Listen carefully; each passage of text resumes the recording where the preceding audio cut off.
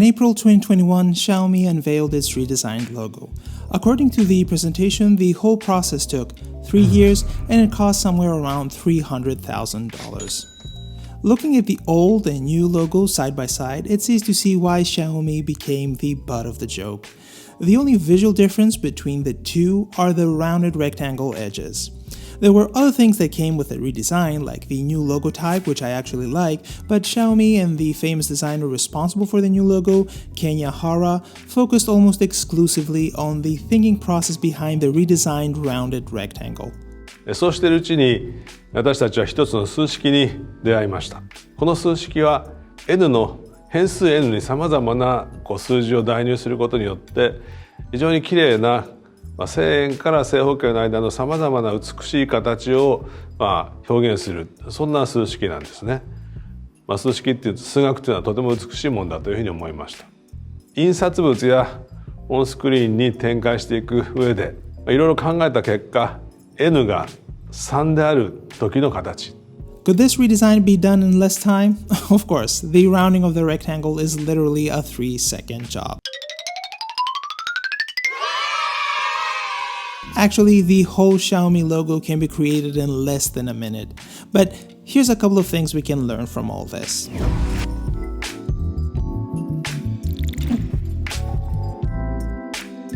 First off, a designer's job is more than just technical skills. Software nowadays is so advanced and packed with features that even the most complex project can be done in a short amount of time, let alone a simple logo like Xiaomi's. Kenya Hara, in this case, is hired not only for his expertise as a designer, but as the person that will try to capture the company's values into the logo and all other marketing materials.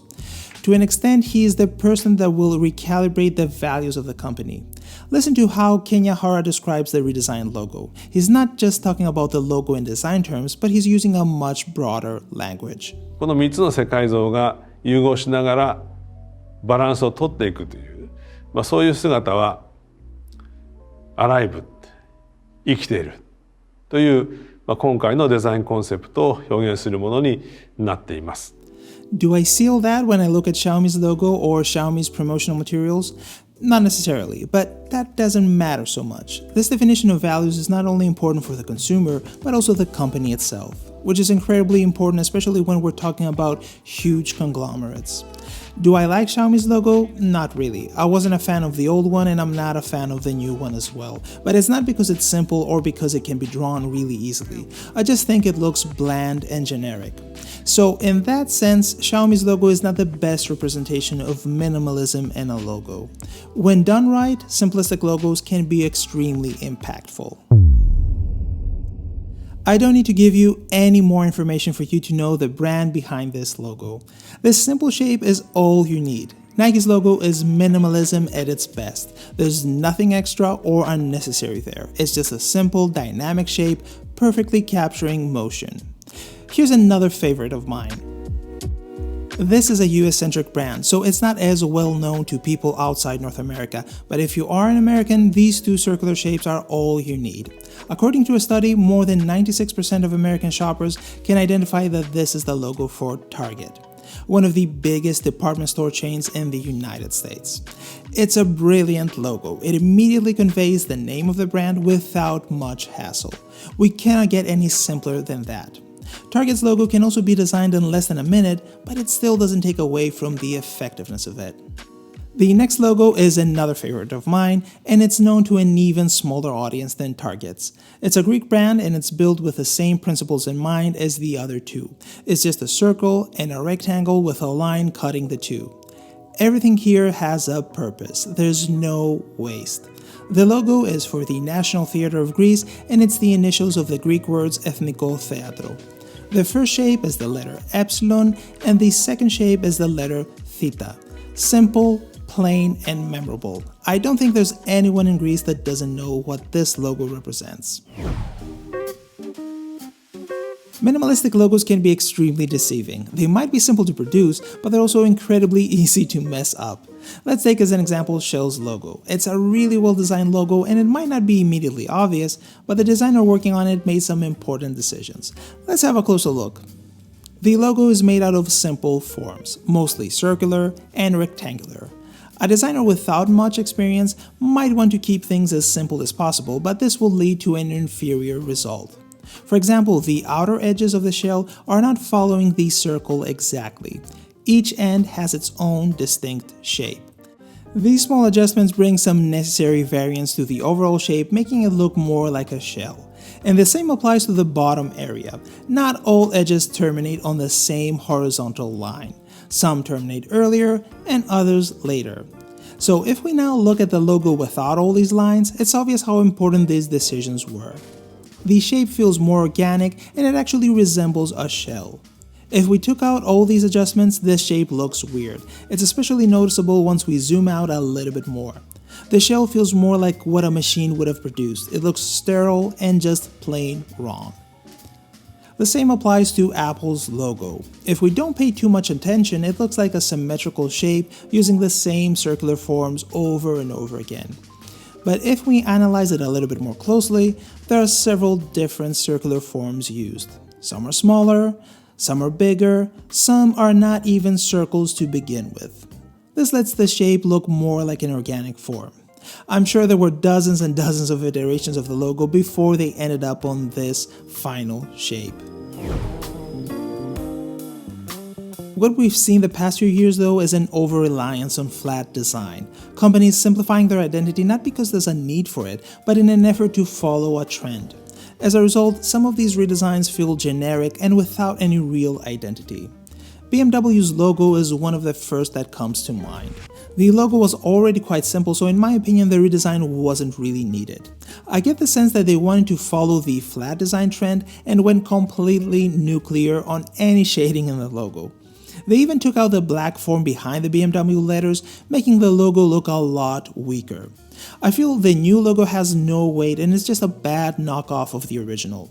Just to be clear, I don't have any particular attachment to the original, but this adjusted logo is not it. A redesign is more than just getting rid of shadows and highlights. Pringles logo is another one of those no shading redesigns. And again, it's not really making things any better, it's just simplifying things for the novelty of it. I would have preferred if they completely redesigned the character and introduced a fresher look, but Pringles just focused all their efforts on getting rid of shading. And of course, at this point we have to mention all fashion brands like Burberry or Yves Saint Laurent. Both redesigns feel like the company wanted to scrap whatever history they might have had. And in that sense, these redesigns are even worse offenders. Both companies went from a serif typeface and some intricate designs to a generic sans serif font. In the process, they've completely lost their identity, and now both brands just look like one more generic fashion company. This is what usually happens when clients are heavily involved in the process and they're not letting the designer do what they're supposed to do.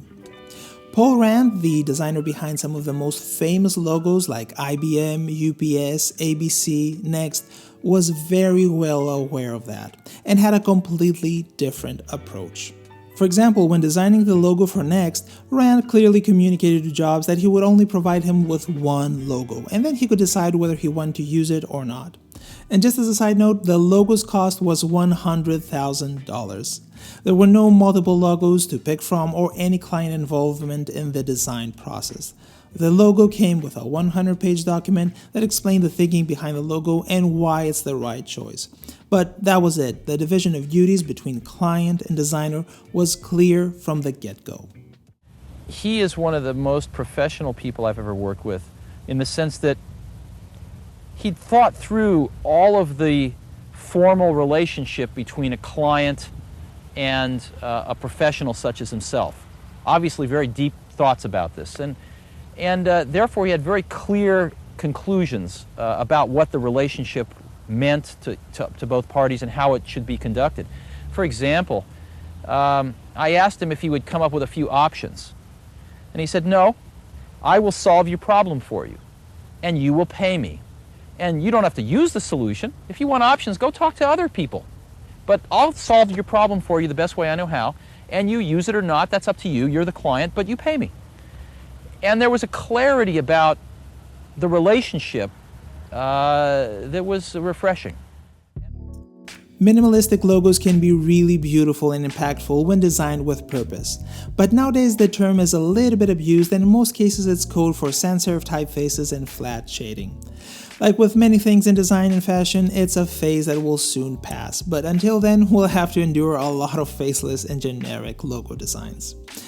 Now, before I go, and since we're on the subject of graphic design, I would like to inform you about a tutorial of mine. It's about learning how to build shapes and forms in Adobe's Illustrator. Throughout the years, I've noticed that more and more designers rely on stock vectors to do their work, not to save time, but because they genuinely don't know how to use the tools available. So this tutorial is the direct response of that. I'm showing you the process that needs to take place when building an object, how to break it down to its components, and so on and so forth. I'm not a fan of super long tutorials, so this one is short and sweet. I'm just giving you all the information you need, we go through a few objects together, and then you're good to go. So if you want to learn more about these fundamentals and you also want to support the channel, just visit my website and all the info you need is there. And that's it for this video. Hope you had a good time, and as always, take care, and I'll see you in the next one.